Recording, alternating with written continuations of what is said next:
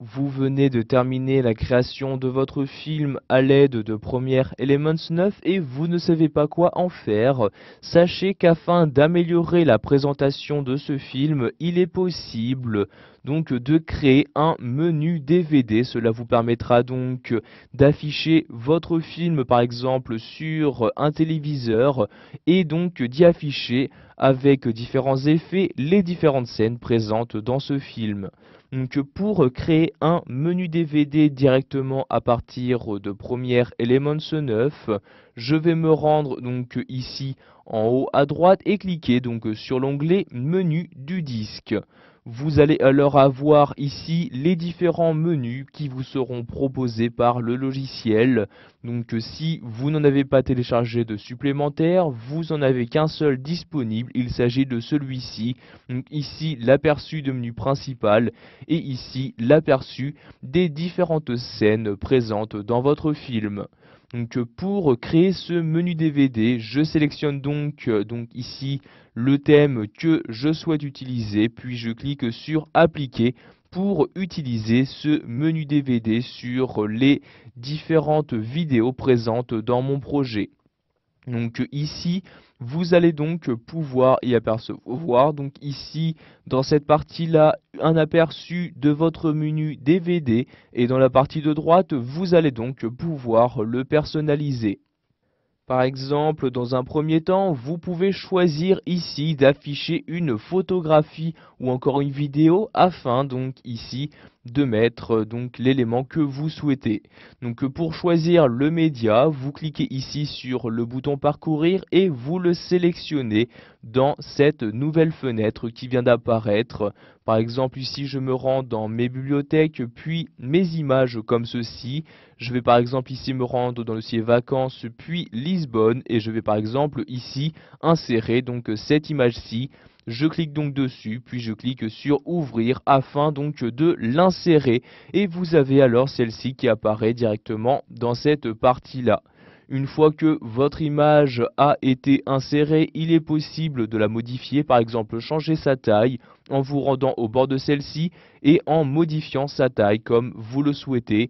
Vous pouvez également la déplacer en cliquant à l'intérieur et en maintenant le clic de votre souris. Par exemple, je la mets ici à cet endroit-là.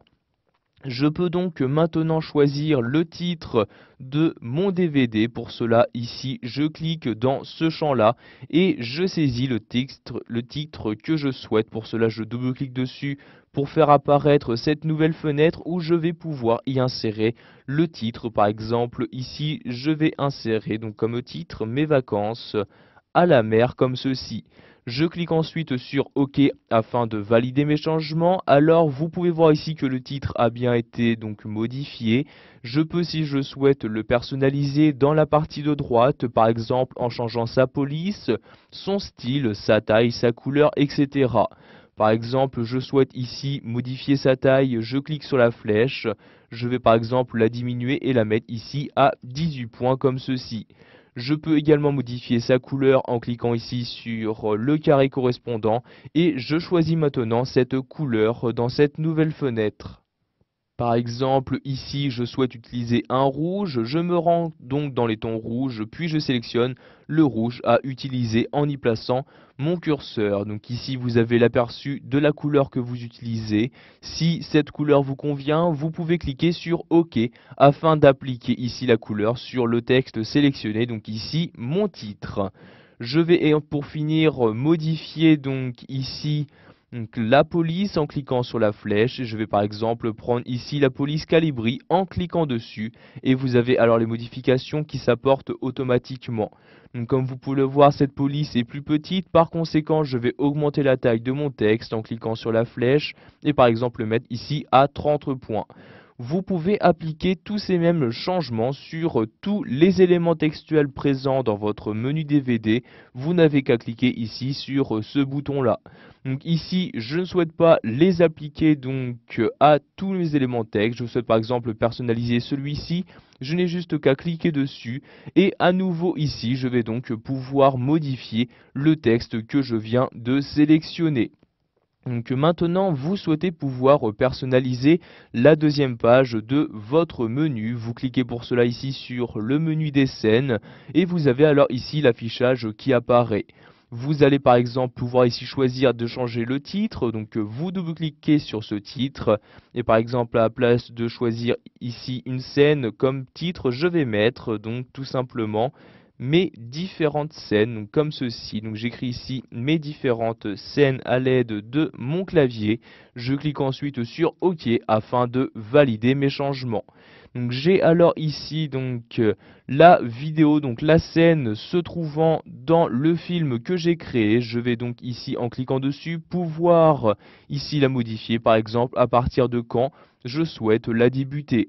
Si je souhaite modifier ici le texte se trouvant en dessous, je n'ai juste qu'à descendre et ici j'accède à nouveau aux différents paramètres textuels disponibles. Vous pouvez à tout moment tester votre menu DVD en cliquant ici sur Prévisualisation. Vous avez alors celui-ci qui s'ouvre avec les différentes musiques et animations que vous y avez insérées. Par exemple, je souhaite accéder aux scènes de mon DVD, je clique sur le bouton scène et voyez, donc la page correspondante s'ouvre. Je souhaite lire cette scène, je clique tout simplement dessus et la lecture de la scène va alors débuter. Donc comme vous pouvez le voir, elle est vraiment très simple donc de tester votre menu DVD. Donc maintenant je clique sur le bouton quitter comme ceci et je reviens ici à l'édition de mon menu DVD. Donc une fois que vous avez terminé la personnalisation de celui-ci, vous pouvez cliquer sur terminer comme ceci et vous avez donc maintenant créé votre propre menu DVD. Voilà, vous savez maintenant comment créer un menu DVD et le personnaliser, par exemple en changeant son titre, les différentes couleurs disponibles, etc.